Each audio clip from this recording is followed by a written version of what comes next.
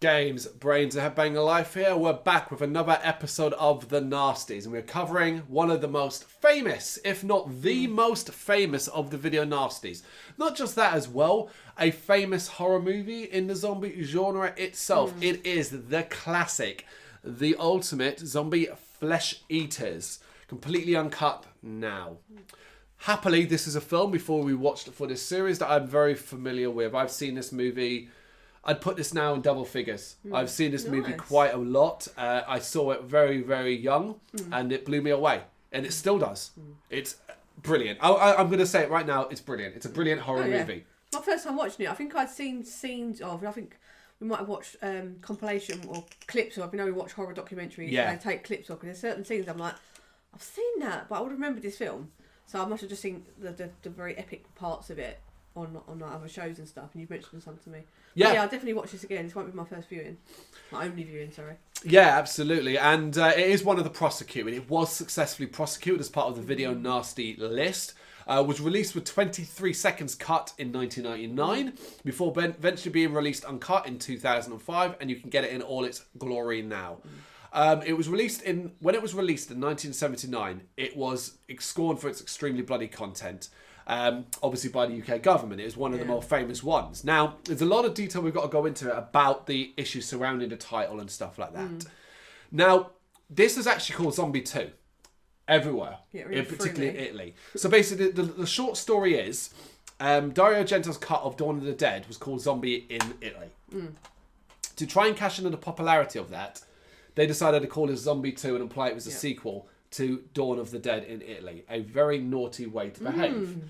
Considering they're so far from... There is a documentary on this, the Blu-ray, that goes into a lot of detail about it. I'd say watch it, but it's pretty boring, the documentary. And it kind of repeats itself over and over again. It's just lip service to that film. It's how good it is. It's a lot of lip service to it, yeah. As well as... it's lip service towards Romero, Dawn of the Dead and stuff like that. Yeah, I think they're trying to go...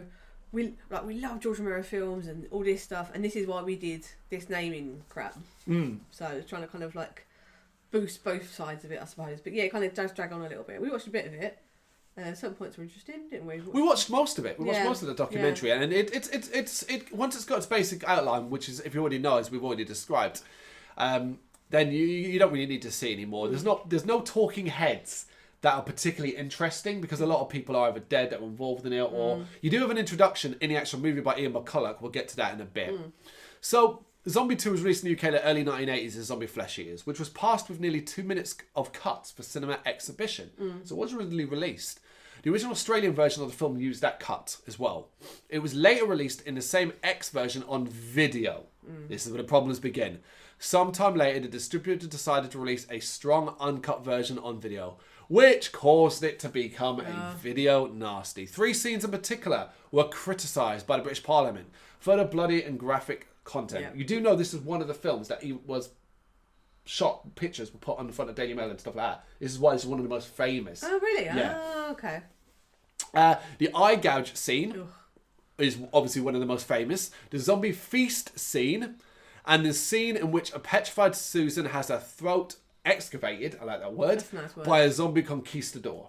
They are the 3 major scenes. We picture them all in your head, and it's true, you get it straight away. Yeah. A cut version of the film was released in the 1990s, although the video sleeve notes mistakenly described the film as being uncut. See, that's another thing you've got to always watch out for. It's why it's best to find these in Blu-ray. Yeah. The film was resubmitted in 1999, and an extreme version was passed with only minimal cuts to the eye gouge scene and the zombie feast. The BBFC, which is the British Board of Film Classification, did not have a problem passing the movie uncut. But as it was still... they were happy to pass uncut in 1999. But it was still classed as having been prosecuted for obscenity. They could not by law. So in 1999, they still... By law, they couldn't. Like that, yeah. By 2005, though, it was removed from the list of obscene publications and was finally passed uncut and released as part of the Video Nasties The Definitive Guide DVD box set. It's incredible stories surrounding this, but also a little more insight into how this works. So as early as late 90s, because you often believe a lot of this stuff goes uncut later. Yeah. But actually 1999, because think about it, 1996 with Scream. course, yeah. So we'd already gone to quite graphic content. So 1999, but because it was still on the list, so I guess maybe you have to apply to get yourself removed off it. Yeah, or there's a time limit. You're on that list for 20 years and then either someone has to put you back on it or you have to say you kind of... Or why and stuff like that. Why. I know it's all about resubmissions. It's why some of the movies in the Nasty list have never been released in this country, uncut. Because they've never been resubmitted. Most of the Nazi exploitation movies are underneath that banner. They're the ones that are going to be the hardest to find. But we'll worry about that when it comes to it. We're here to talk about Zombie Flesh Eaters. I've already said it is a wonderful, wonderful movie. Very graphic, very violent. I enjoyed it. Good story, though. A good story. And it's a story that begins at an unknown island where Dr. Menard, played by Richard Johnson, who is excellent in this movie, absolutely excellent. We don't know much at this start. It's a very, very short, cold opening where he shoots a body that's sitting up covered in, I guess, a shroud. And he shoots it in the head, and the opening line is something like on the lines of, the boat can leave now, tell the crew. Yeah. It's a pretty famous line.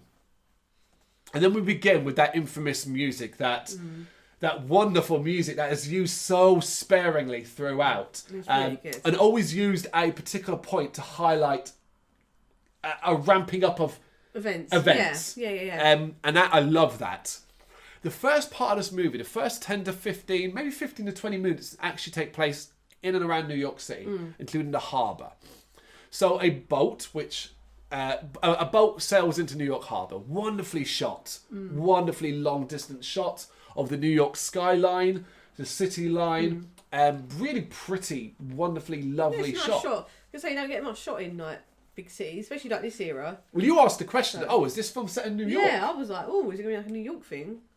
But no, obviously it just starts there. It starts there because this boat was abandoned. It gets stopped by the Coast Guard.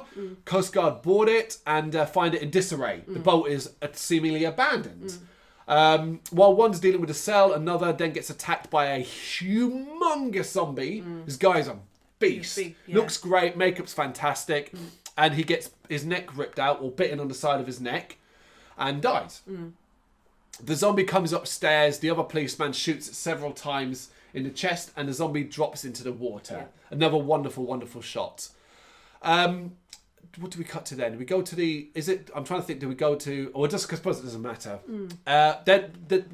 To extend upon that, the body of the police officer is then later on being attended to in the morgue by two morticians who are probably the worst actors in the movie. Yeah. Easily the worst actors. You'll notice as well that some characters have dubbing. Most don't.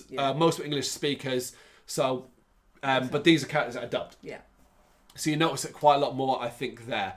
But the whole point of this is just to show us, because it focuses on the police officer, hands start to move underneath the shroud. So obviously he's becoming a zombie. Yeah. Then we cut away from that.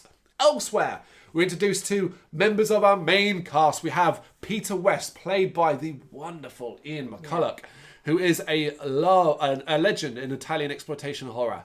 I love Ian McCulloch. I've seen him in loads of horror movies. I always get excited when I see him. Then he plays Peter West. He's a reporter. And he's asked by his boss to go and investigate this boat. There could be a story here, basically. Yeah, mystery boat turns up in the harbour. No one's on it. It's a page 11 story. Yeah. But it could be something interesting in it. You've got to fill column inches, right? Yeah. So Peter's up for it. It's cool. Elsewhere, though, Anne Bowl. So Anne, played by, again, wonderful actress, Tisa Farrow, who's brilliant in this. I think she's another standout in this. Yeah. It's her father's boat. We are introduced to her with quite an emotional face on said boat. For some reason, the detectives bring her into the hold where you got the chalk outline of the cop. It's a bit insensitive and not really like compassionate either. No, it's almost like they're accusing her of something. Yeah, and it's like, well, sorry, like, your father's gone missing. Did you know where he was going, or did he give you any kind of contact, like anything to plan out where he was going or anything? No, it's just like, these are really harsh to her, I think. They're very cold to her, and she's clearly upset. It was her father's boat. She has no idea where he is. She hasn't heard from him in some time. He's a scientist who has been doing some scientist stuff. Never really explained at this stage. Yeah. Anyway, we basically need a way for Peter and Anne to meet up because they're our cast. And the film does it very, very well, I will say. We cut to night. Their boats at the harbour, docked and so on, and being watched over by a night policeman. Yeah. Who's more interested in listening to music. You know, he's bored. What the fuck? You can imagine his thought. Why have I got this shitty job? Yeah. So Anne uses that opportunity to sneak aboard the boat and investigate. There, though, she runs into Peter, who also sneaked aboard the boat to investigate. He introduces her. Initially, it seems he does it in a stupid way, a very horror movie way, which is to hand out across her mouth. Yeah. But as he explains it very well. Very quickly. He says to her, "Look, I am this person. I'm here for this reason. Don't scream. Don't scream, because we don't want to let the guy upstairs. I'm going to take my hand off. Please don't scream." Yeah. And so, like, it's Makes crap. sense. It's a crap jump scare, but actually, it's the way he gets. It's not like she's not. He doesn't. That's right as well. He takes hand. She goes, "Who are you?" And he's like, "I already told you." Yeah. I love that. It's just like, yes, he did. Listen, you know, it's very not horror movie like. So they have a brief discussion as she knocks over a lamp, alerting the guard upstairs. Peter then comes up with a brilliant idea for them to get out of trouble, which is basically to pretend they're fooling around on a boat. They're a married couple who've gone out for a night and decided to get a bit adventurous. And jump on a boat. It's brilliantly done as they start to row with each other in front of the cop about, like, listen to her. Can you believe she says this and all that? And the cop's just like, oh, guys, just get out of here. Get them away, yeah, it's brilliantly done. So that's how they meet. And they find a letter, which is to Anne, which basically identifies where her father is, or an island he came from. And they decide together to go investigate it. He wants the story, she wants to find her father. You can tell already he's become quite, not enamoured, because it's never about that. But he's certainly got, you can always tell he's got a bit more interest in her than that, you know? But he's a nice guy as well. There's nothing particularly bad about Peter. He wants the story, but he's after the story. It's why his role is there. But he's not against helping her. Yeah. So this is where we now leave New York, where I don't know where they go, Cuba? Somewhere. There's an island where they can get a boat near America. So it's a larger island. I think it's Cuba, based off the locations. But they go somewhere where they can get a boat that can then go basically float to all these unknown islands. A lot of uncharted islands as well. And it's where they meet our other two main cast. Brian, played by Al Cliver, and Susan Barrett, played by Oretta Gay. They have a boat. They're Americans who have a boat. And Peter and Anne make an agreement with them to come along. They're on holiday. Yeah. They're just going to be sailing around. And they say, look, we'll try and help you find your island, but we're not... we are on holiday, that kind of thing. So which makes sense. Meanwhile, while all this is happening, we're constantly cutting back to this island to see Dr. Menard's work. Now, this is where you kind of get the rough idea of the major plot point, which is this island is almost cursed, is how it is. The suggestion is voodoo a lot, with the natives and so on involved, and there's some sort of voodoo curse which is causing the dead to rise. Menard, being a doctor, doesn't believe this, so is constantly, I guess, experimenting, right? Yeah. So kind of set up his own little. Yeah, it looks really. The hospital is really grubby, and I'm guessing you probably get away with stuff because no one's gonna. It seems like everyone's dying to the rate that no one's really gonna stop him. It's the virus, something that is infecting everyone on the island in some way, because we see them before, at least or after they're bitten by a zombie, because we don't actually see much zombie action early on beside that. But we get a lot more detail about him and what he's trying to do, including drawing his own blood and putting it with infected cells and stuff like that. You can see he wants to do some good. But we never really know why or he's there and how responsible he is for it. Was it something he spread? I mean, and as well you get the idea that he might be there for a while because he's got a house with his wife. He's got a guy that's a guard. Like it seems like she might be there for a while, and the wife's finally like, you might in as many ways. She's kind of saying like, we should leave this island because you've done enough. You've done enough. Can we just go now? So kind of it gives an idea of he might be there for a good while, and it's kind of like the sort of flashpoint of it all going completely. It does seem like we're reaching that point where we can't see stepping where it's like it's gone over the cliff. Yeah, the hospital's filthy. There's no one really there working there. Yeah, it's Dr. Menard, his assistant nurse Clara Stefano DeMario, and that's basically it. They've got a handyman as well, but he's one of the natives. He speaks English and stuff and helps Dr. Menard, but he's one of the natives. I guess like an in-betweener. For Dr. Menard and the natives. We never really see many of these natives because early on it gets noted that they moved inland, which is great for two things. One, that is actually a terrifying line. Because early before we find out the natives have moved inland away from Dr. Menard, we also get told between Dr. Menard and his wife, Mrs. Menard, as she's billed, Olga Carlotos, she's scared about the zombies coming over to their part of the island. He says they're on the other side of the island. So, the natives have moved inland. Zombies are there. Natives are now there. Dr. Menard's lot are here. Yeah. Zombies through the natives, which makes, then if you think about it, explains why the end there's so many of them. Yeah. Because they came rolling through the natives who had moved inland for safety, but obviously then probably ended up in the path of the zombies, leading to a massive influx of them reaching that part of the island. Very, very cleverly well written. done. Yeah. So we do get a long scene between, as you said, hysterical Mrs. Menard, where she wants to leave. The acting's hammy here. Yeah. She's bug-eyed. Yeah. Bug-eyed to the point. But they do sell her anxiety and issues well. He appears to still love her, I think. He's kind to her. Yeah. He hits her at one stage, but you can kind of tell he regrets doing that. He tries to be kind to her. He tries to explain himself, but ends up leaving a guard on post. You see that she takes medication. She's constantly on edge. Yeah. She really, really is. She is close to a nervous breakdown. Yeah. Very, very close. But fortunately, she'll never get to that stage because she's going to end up dead. We'll get to that in a bit. Yeah. We're going to go back to the boat. So we didn't get a stop scene in the boat where Peter and Brian and Susan stop because Susan wants to go and take photos. This is your nudity moment for all you whore dogs out there, as Susan takes most of her clothes off, puts on scuba gear and goes under the water. Wonderfully shot. Great underwater scenes. Beautiful choice of music. Yeah. Beautiful. It sounds like it's underwater. Yeah. It's Beautifully done. Very, very talented from the cast and crew here. So she takes some photos and all that, but then gets attacked by a shark.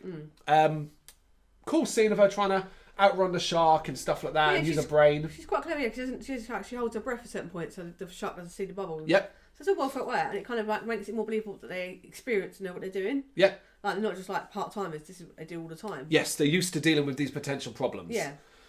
She gets the attention of the guys in the boat, but then has to go back under. The shark closes in, but now we obviously reach one of the most famous scenes in all of horror, let alone zombie flesh eaters, the underwater zombie. So a zombie attacks her, she fights it off, and the shark and the zombie get into it. Really cleverly done because obviously this zombie was a trainer, a shark person, the person who did it. You can tell as well when the shark's advancing on him and he's doing that and how he grabs the shark. You also then see some issues with the makeup because it kind of comes off a bit.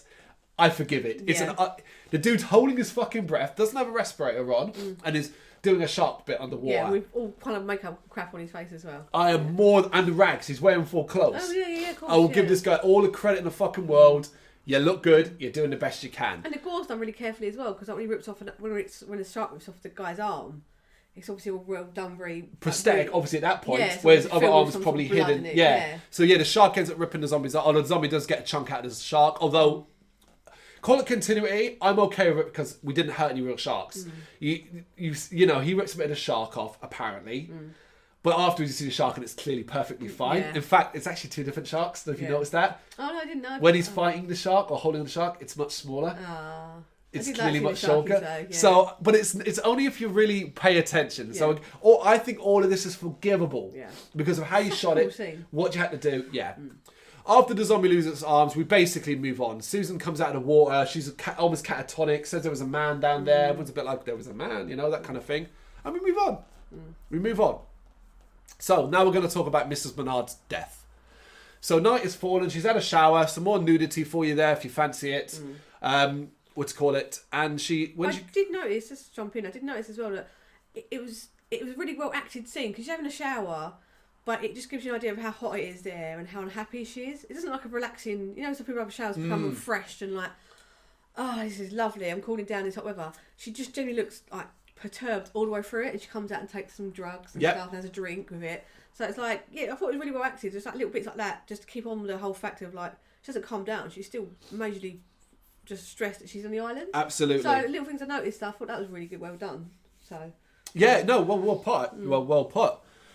So her guard walks off for some reason. I think he hears a noise or something, Yeah, but him the and the dog dog fuck off, leaving her worry. alone. I was like, no dog, please.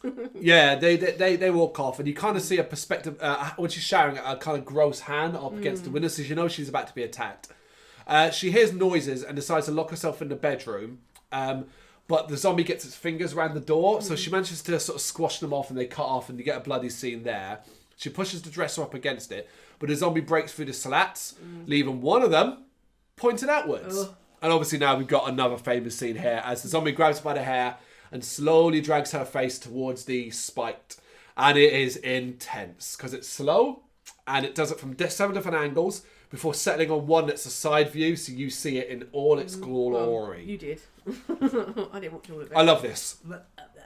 Yes, they shoot it too long. There's an argument that they shoot the scene too long because at the end point of the scene where the eye squashes and comes out, it looks rubber. So perhaps they could have cut that part and left it way more impactful, but this is still a pretty horrible scene.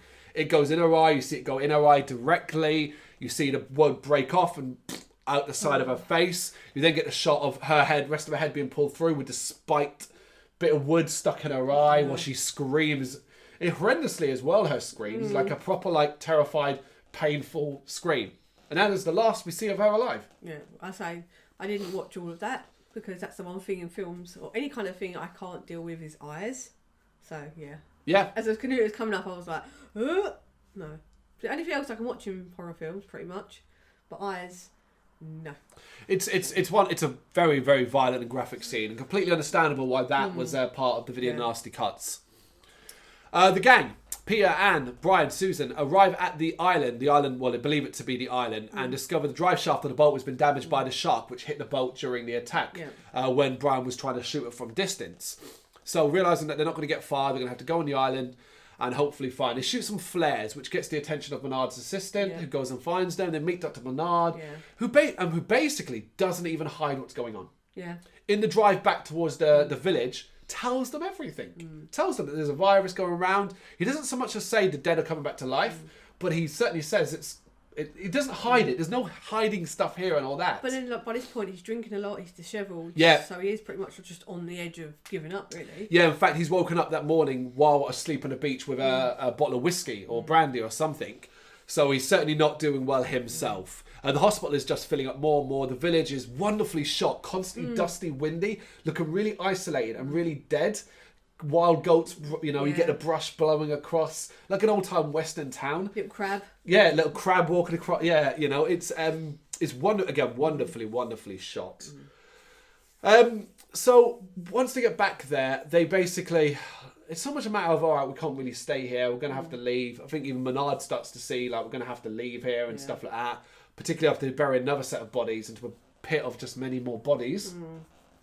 But he asks the rest of them to go check on his wife. Yeah, and it's... So they head off in a car to check on his wife and make the discovery. Again, this is one of the scenes we mentioned at the start, the cut scenes. As when they go inside, they find the remains of her. She's pretty ripped apart. Yeah. And a large clump of zombies just chilling out. Yeah. They're not even frenzied. No. It's almost like a fucking, just take a bit, eat. And it's graphic. It is graphic. They're pulling bits of her out and eating her and stuff like that. Obviously disgusted, they go to leave, run into some trouble with some zombies who are now blocking their path. These zombies, we should say, aren't are heads down, almost voodoo-style zombies, but with the flesh-eating style of a Romero zombie. Their heads are down, eyes are closed. They seem next to useless until they are en masse and in group.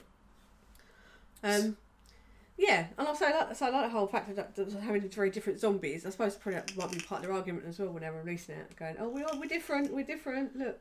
And well, it is so different. Yeah, and so the zombies are like the ones that just the really old ones, just looking all like they've been calcified, mummified almost, and things like that. Yeah, I was going to get to the makeup. We'll touch on the makeup when the conquistador zombies turn up. Yeah, sorry, because they're like a certain beyond, different aren't style. they? Yeah, of course, yeah. But you have said it, the makeup on these zombies look great. They really, really do. I would argue better than Dawn of the Dead with its blue-faced zombies. Yeah, because that sticks out to me as I'm like, when I first watched it, that was a bit like, okay. And silly. Obviously the patch, so when you kind of look, when you actually watch it properly, you see that patches are the ones that are further away, clearly didn't get any didn't get much at all. Yeah, to the ones that are full in front of the screen. Yeah, Every zombie in Zombie Flesh Eaters has some form of unique makeup, something that makes them look different, be it a particularly crusty bit of head, a wound, or stuff like that.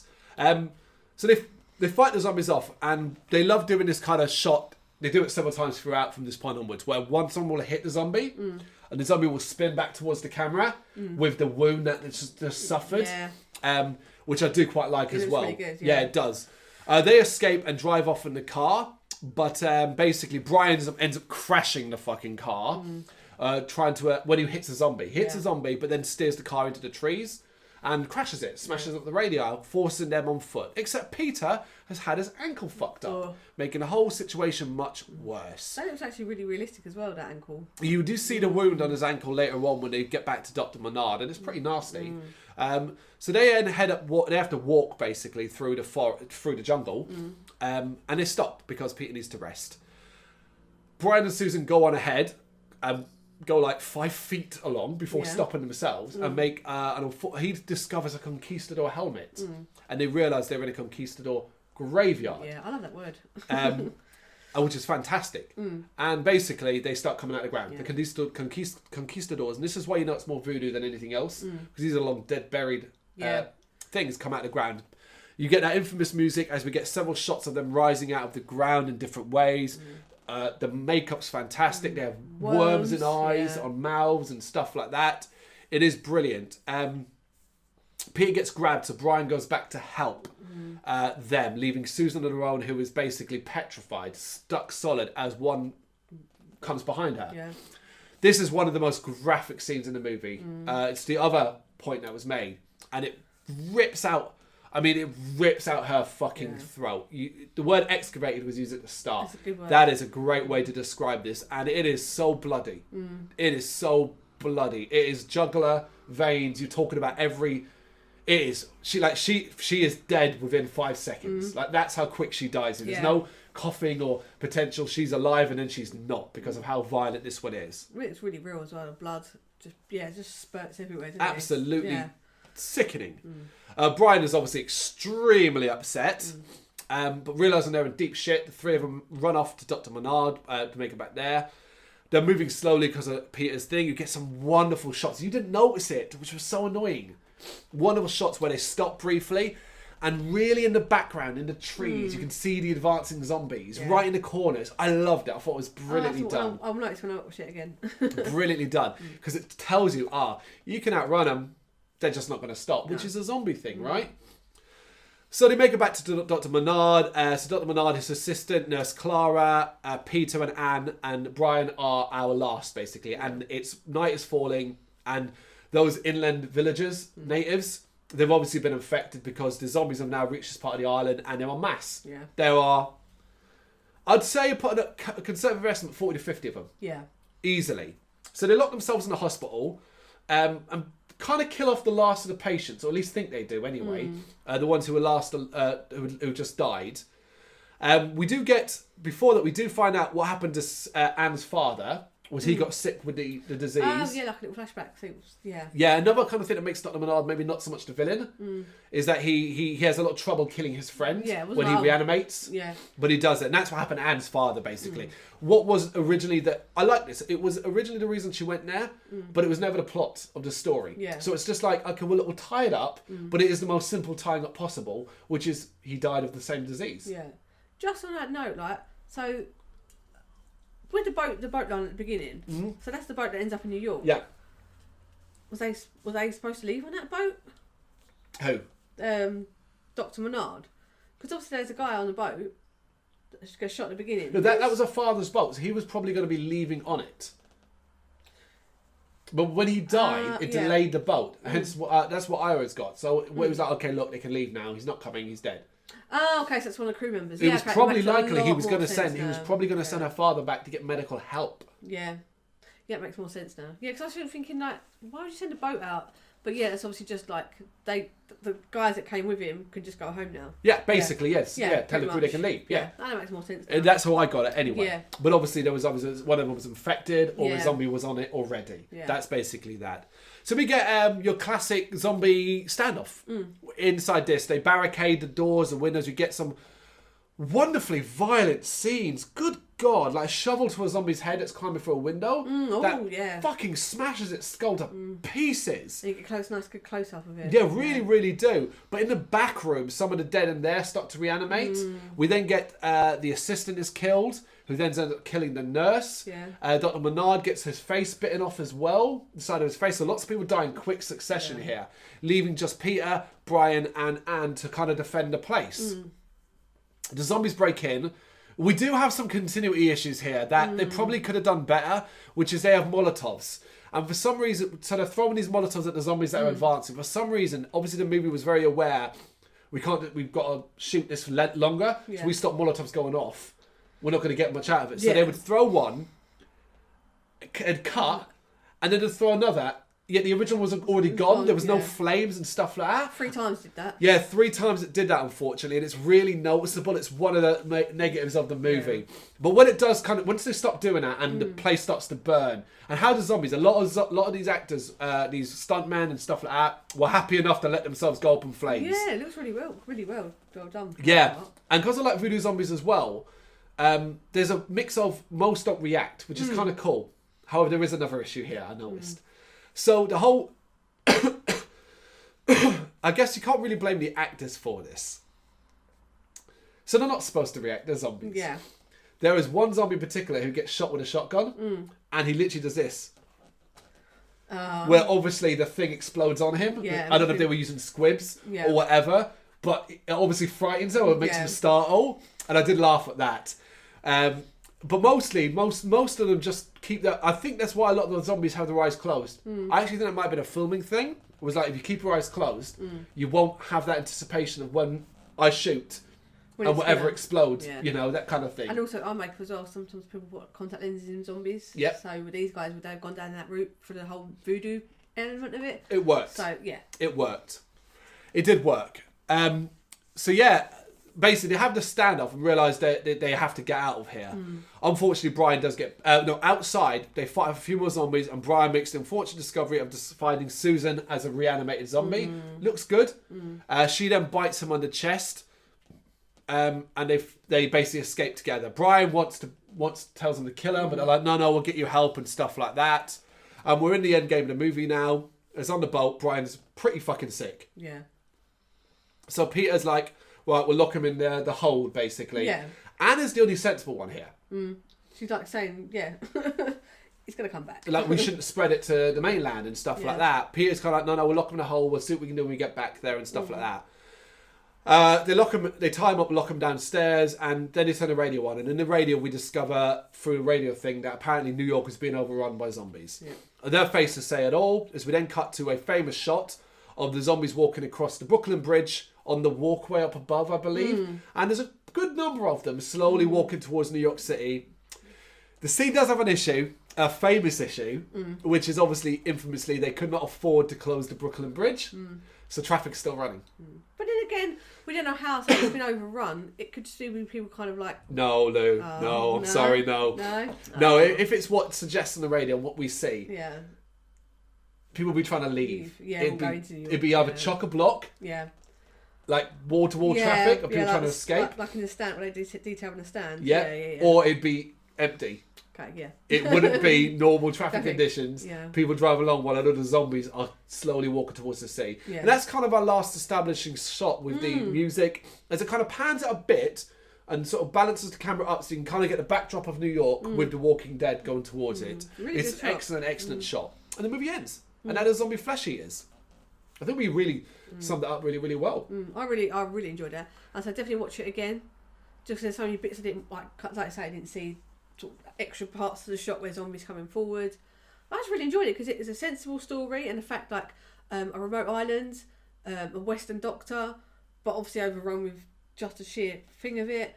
And say just a whole progression of how at the end of his wits the doctor is, how everyone is. Yeah, I think it's really good, and the zombies just look amazing.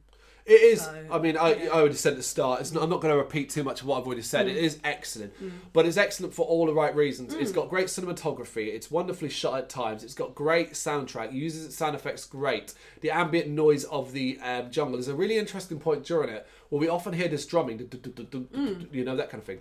I'm doing the start of The Beautiful People. No, it's not quite that. Marilyn Manson in the jungle, it's like a screeching background. away. But then we actually find out later on, they're hearing that as well. That's not the soundtrack. That's like, they're hearing that as if like the natives are playing it in the trees and stuff like that as part of the voodoo magic kind of thing, which I thought was really, really interesting.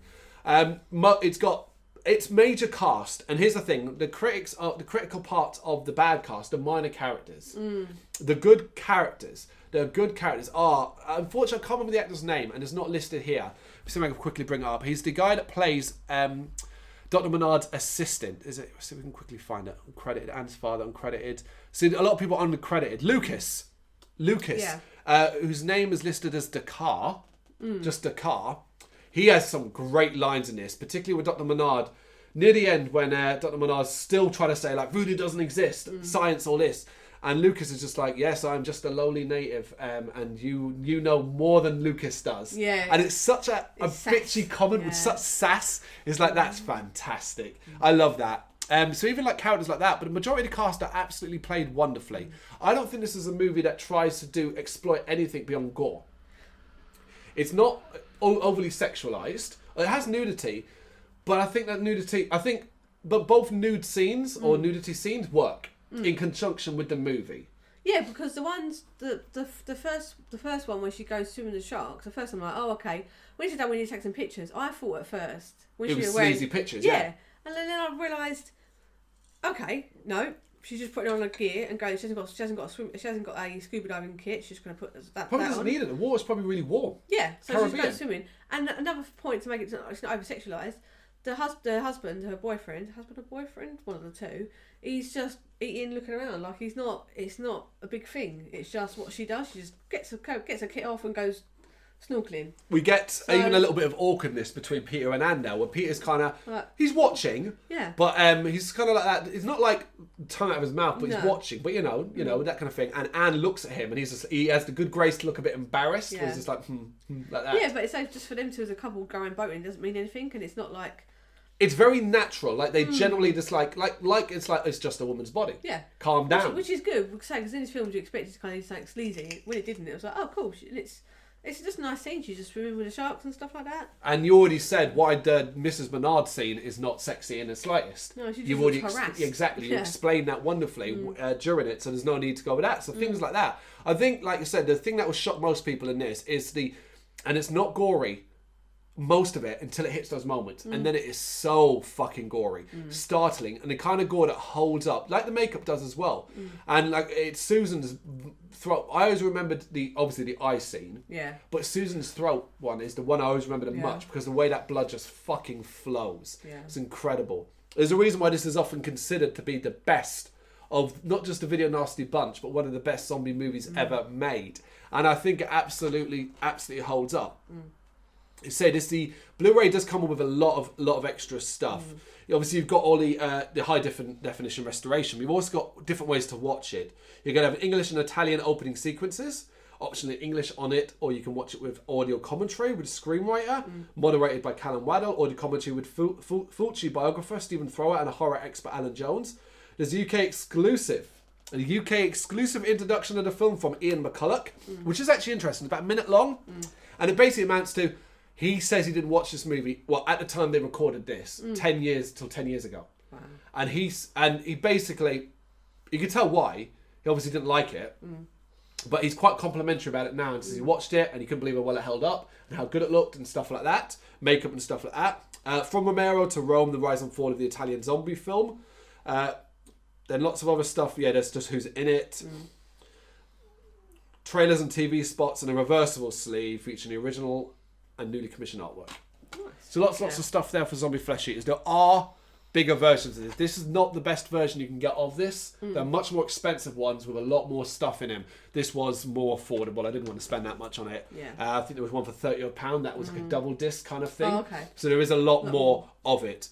But if you haven't seen Zombie Flesh Eaters and you are a fan of horror movies, Italian horror and zombies and stuff, this is one you have to see. It's as simple as that. Okay, Zombie Flesh Eaters. Let us know what you think of it in the comments. Thank you very much for watching. You can check us out on gbhbl.com as well as on Facebook, Instagram, Twitter and Tumblr. Go to Patreon and help us out over there. That's patreon.com/GBHBL, as well as Big Cartel, where you can find some of our merchandise. We have a podcast running on SoundCloud and Apple Podcasts. And of course, if you like this video, do us a favour, hit the subscribe button and help the channel grow. Games, horror and heavy metal. What else is life for?